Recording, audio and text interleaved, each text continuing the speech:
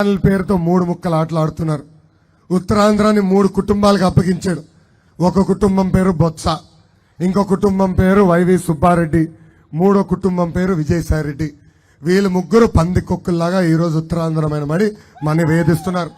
మనమే చూసాం, జగన్ కేసుల్లో నిందితుడు, రాజ్యసభ సభ్యుడు, ఇప్పుడు అన్ని కేసులు A2 ఉన్న వ్యక్తి, వేదికమైన ఉన్న పెద్దలు అశోక్ గజపతి రాజు గారిని ఎలా అవమానించారో మనందరం చూసాం.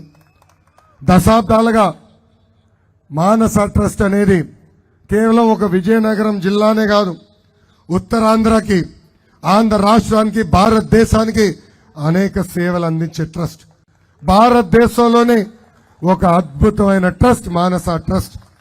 ఆ ట్రస్ట్ ని బలవంతంగా లాక్కునేదానికి ప్రయత్నించిన వ్యక్తి ఆ పిల్లిగడ్డం విజయసాయిరెడ్డి. ఆ విజయసాయిరెడ్డికి సభాముఖంగా హెచ్చరిక జారీ చేస్తున్నా, 2 నెలల్లో నీ టైం అయిపోయింది.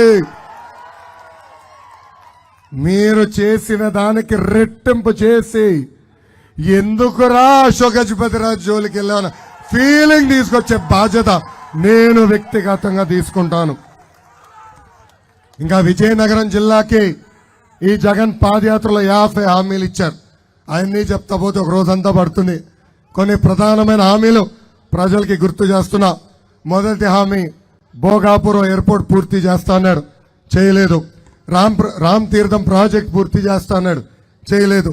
గోస్తాని చంపావతి నదుల్ని అనుసంధానం చేస్తాడు, చేశాడా?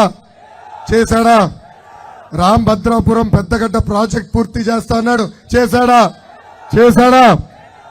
ఇంకా పాలేరు నదిపై డ్యాం కూడా కడతా అన్నాడు, చేయలేదు. స్వర్ణముఖి చిత్తగడ్డపై బ్రిడ్జ్ నిర్మిస్తా అన్నాడు, చేయలేదు.